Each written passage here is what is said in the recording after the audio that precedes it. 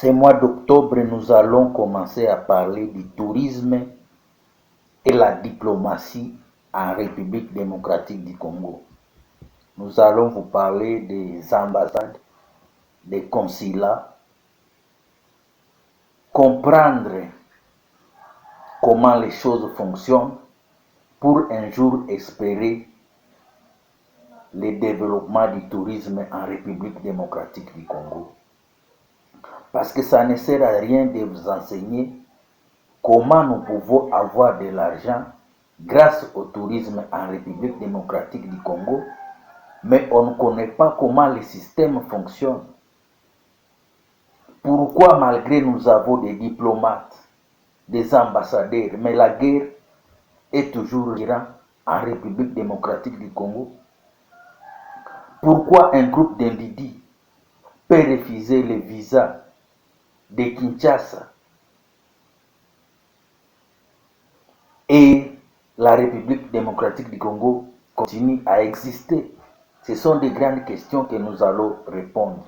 Qu'est-ce qui est caché derrière tout ça? Parce que nous sommes en train de vous dire, derrière les institutions de la République démocratique du Congo, il y a des business qui se cachent. Nous vous avions parlé longuement sur la Direction générale d'immigration. Nous avons dit que la Direction générale d'immigration détient la clé du développement du tourisme en RDC.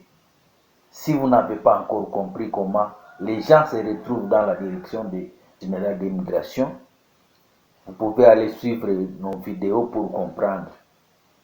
Nous allons parler de la diplomatie. Parce que vous devez savoir ce que nous avons hérité, ce que nous vivons aujourd'hui. Il y a d'autres qui sont morts avant nous, mais leur esprit continue à avoir de l'impact, même jusqu'aujourd'hui. Vous devez savoir, la démocratie que nous parlons, ce ne sont pas nous qui avons créé ça.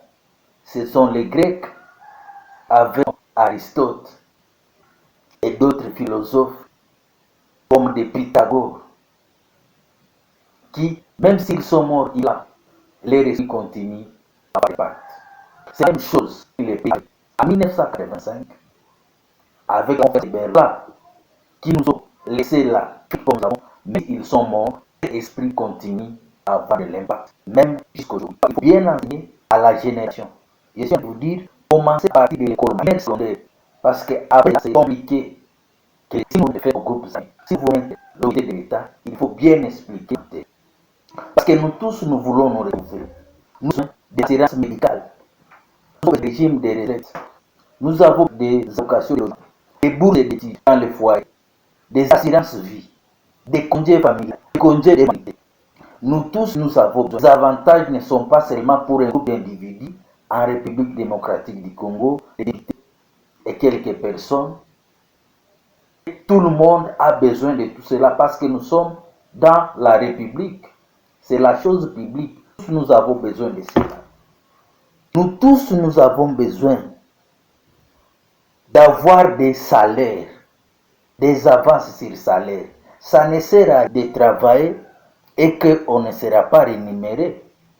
Actuellement, j'ai dit qu'il y aura le 3 octobre la marche, dénoncer les ministres professionnels parce qu'il y a des 72 mois impayés.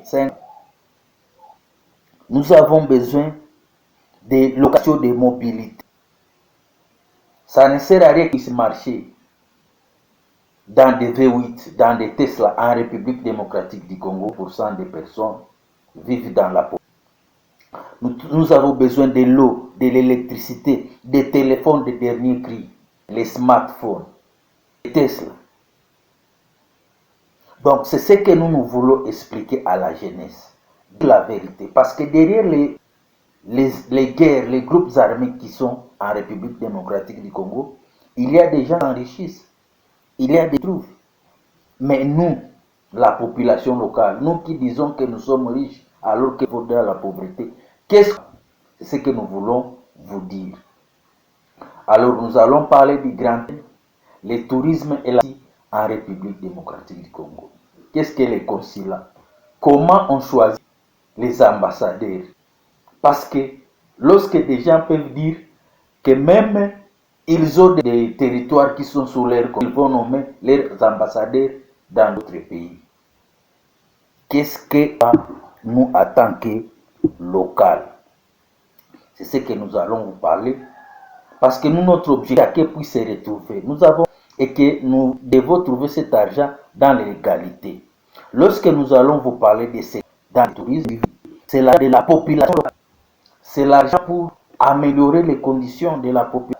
L'eau, l'électricité, les mobilités, la santé. Donc tout ça, ce que nous voulons, ce n'est pas un groupe d'individus de la population locale. Je suis en train de vous dire, ceux qui nous ont laissé l'Afrique il y a longtemps, mais les restent à nous hanter jusqu'à aujourd'hui. Pourquoi l'Amérique peut dire que l'Est de la République du Congo et que les voyageurs, les touristes ne peuvent pas venir visiter la République du Congo malgré les potentiels que nous avons et que nos ambassadeurs puissent se taire? Pour les Européens peuvent dire que l'Est de la République démocratique du Congo est en zone rouge, l'ambassadeur puisse se taire et que nous ne puissions pas trouver la solution pour que nous puissions aussi avoir de l'argent qui se cache derrière le tourisme. C'est ce que nous voulons expliquer à la population. Qu'est-ce qui se cache derrière les diplomates? Parce que je suis en tous, nous avons les mêmes droits, des avantages qu'on donne aux ministres, qu'on donne aux députés, qu'on donne au président. Ce n'est pas un groupe d'individus. C'est pour que nous tous, nous puissions nous retrouver au même moment. Même quelqu'un qui se trouve loin des institutions, même s'il n'est pas impliqué directement, il doit se retrouver parce que c'est l'argent démocratique du Congo. C'est la chose publique. C'est pourquoi nous allons expliquer davantage pourquoi nous avons des difficultés, que nos ambassadeurs, que nous avons des difficultés à fonctionner. Est-ce que les Belges qui nous ont colonisés, est-ce qu'ils nous avaient caché quelque chose pour que nous puissions être représentés dans le salon du monde? Pourquoi certains ambassadeurs entrent dans la pratique de la drogue, dans la pratique des commerces illicites, alors qu'ils ont des affaires énormes? Pourquoi un pays peut avoir des difficultés à payer ses affaires et à prendre leurs responsabilités? Pourquoi d'autres pays peuvent disant que nous ne sommes pas honnêtes, nous ne sommes pas justes en payant nos allowances pour nos ambassadeurs? Pourquoi un ambassadeur peut vendre les choses de l'État, s'accaparer des visas de passeport, s'accaparer des frais de notaires et d'autres à chancellerie? Pourquoi des gens peuvent prendre 1,8 million de dollars de la vente des passeports, des visas, des notaires et d'autres frais de la chancellerie? C'est ce que nous voulons vous expliquer. Et pourquoi on choisit les ambassades dans des grandes villes, mais on n'entre pas dans la République démocratique du Congo? Est-ce qu'on est ambassadeur ou on le devient? Pourquoi nous avons des requérants alors que nous avons des ambassadeurs qui nous représentent dans des grands salons? Et pourquoi chaque gouvernement qui s'ensuit, ce sont des nouveaux ambassadeurs? Donc c'est ça des questions que nous allons essayer. Mais nous allons expliquer du point de vue touristique pour voir comment nous pouvons tirer à nos ambassadeurs.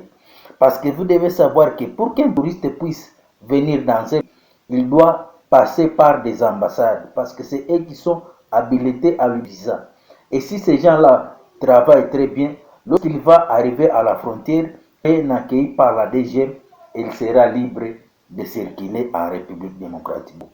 Si nous voulons nous conformer au XXIe siècle, dans l'art de bien négocier, vivre avec les autres, nous devons nous conformer.